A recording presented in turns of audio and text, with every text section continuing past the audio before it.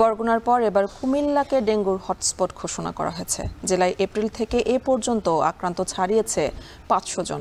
এদিকে ডেঙ্গুর অন্যতম হটস্পট বরগুনায় আজ নতুন 82 জন সহ চলতি মৌসুমে 1985 জন ডেঙ্গু আক্রান্ত হয়েছেন। এ নিয়ে আরও জানাতে কুমিল্লা থেকে মাসুদ আলম ও বরগুনা থেকে যুক্ত হচ্ছেন জিয়াদ মাহমুদ। প্রথমেই চলে যেতে চাই মাসুদ আপনার কাছে। মাসুদ, আপনি জানাবেন যে কুমিল্লার কোন কোন এলাকায় বেশি ডেঙ্গু আক্রান্ত এলাকা ঘোষণা করা হয়েছে, কোন কোন এলাকাগুলো, এবং আক্রান্ত মৃতের সবশেষ তথ্য জানাবেন।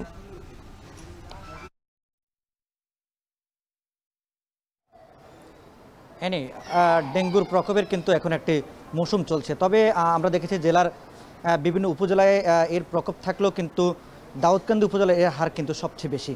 দাউদকান্দি পৌরসভার 2টি ওয়ার্ডকে কিন্তু এখন এর মধ্যেই হটস্পট হিসাবে ঘোষণা করা হয়েছে। বিশেষ করে দাউদকান্দি পৌরসভার 5 এবং 6 এই 2টি ওয়ার্ডের বেশ কিছু গ্রাম, বিশেষ এই কয়েকটি গ্রামের মধ্যে আবার দোলাইচর এবং সবজিকান্দি 2 গ্রামে যে পরিমাণ আক্রান্ত হয় সেটি কিন্তু আসলে একেবারে মহামারী আকার ধারণ করেছে বলে এখানকার যারা উপজেলা স্বাস্থ্য কমপ্লেক্সের কর্মকর্তা রয়েছেন তারা আমাদেরকে জানিয়েছেন। একই সঙ্গে উপজেলা প্রশাসন আমাদেরকে সেটি নিশ্চিত করেছেন।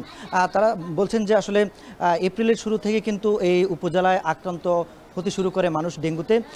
তবে ঈদের আগে আপনার জুনের শুরু থেকে কিন্তু এর মাত্রা কিন্তু অনেকাংশে বেড়ে কিন্তু এখন খুব ভয়াবহ আকার ধারণ শুরু করেছে ডেঙ্গুতে। এখানকার যারা বাসিন্দা রয়েছেন তারা বলছেন যে আসলে সবজিকান্দি এবং দোলাচরে কিন্তু প্রত্যেকটি ঘরে ঘরে কিন্তু আসলে ডেঙ্গু রোগে আক্রান্ত রোগী রয়েছেন।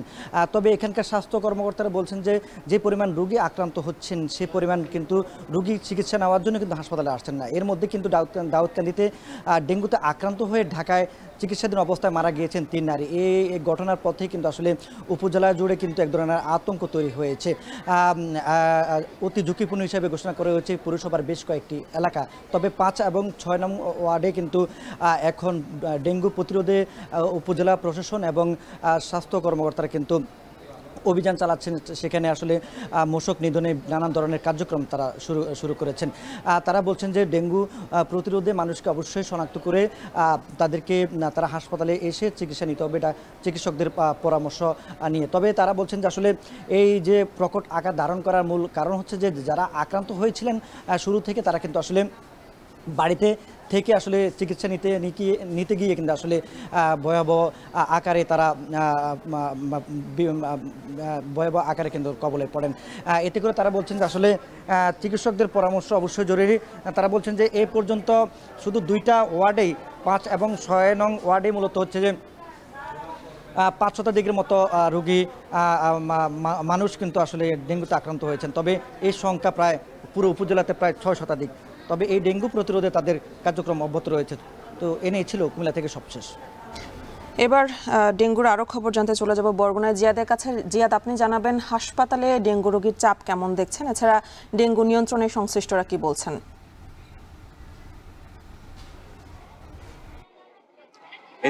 গত 24 ঘন্টায় নতুন করে 82 জন ডেঙ্গু রোগী শনাক্ত হয়েছে জেলা বরগুনা। এই নিয়ে বছরে মোট আক্রান্ত সংখ্যা 1985 জন। সরকারি হিসেবে মৃত্যুর সংখ্যা 5 জন হলেও বেসরকারি হিসেবে এই মৃত্যুর সংখ্যা কিন্তু 10 জনের বেশি। গতকাল বিকেলে একজন কৃষকের মৃত্যু হয়েছে। একই সাথে আপনাকে জানিয়ে রাখি, গতকাল সন্ধ্যার পর বরিশাল নেয়ার পথে একজন আনসার সদস্য যিনি তারও মৃত্যু হয়েছে বলে আমরা জানতে পেরেছি।